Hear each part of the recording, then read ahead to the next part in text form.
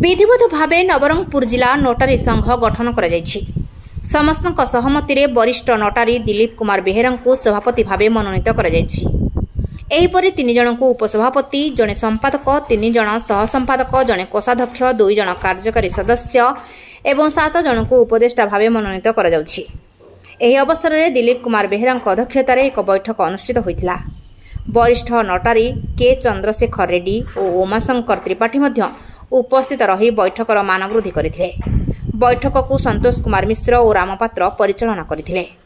अन्य मानक मध्यरे समरेश गंतायत, अनुपमा मलिक, शांतनु बाहिनीपति, खालिद जिलानी, सुभाष चंद्र पाल, जयंत कुमार पात्र, अशोक पाढ़ी, मानस त्रिपाठी, दिव्यरंजन पात्र, पुरुषोत्तम सामंत, कृष्णानंद, मिहिर शंकर पात्र, मनोहर मोहंती, कालीकृष्ण नंद, मोहम्मद हुसैन, दिलीप बिशोई और अन्य माने उपस्थित थिले। नोटारी संघर पंजीकरण और विभिन्न समस्या पर आलोचना करा जायतिला। द्वितीय बैठक उमरकोट रे करिबा पई निष्पत्ति निया जायछि।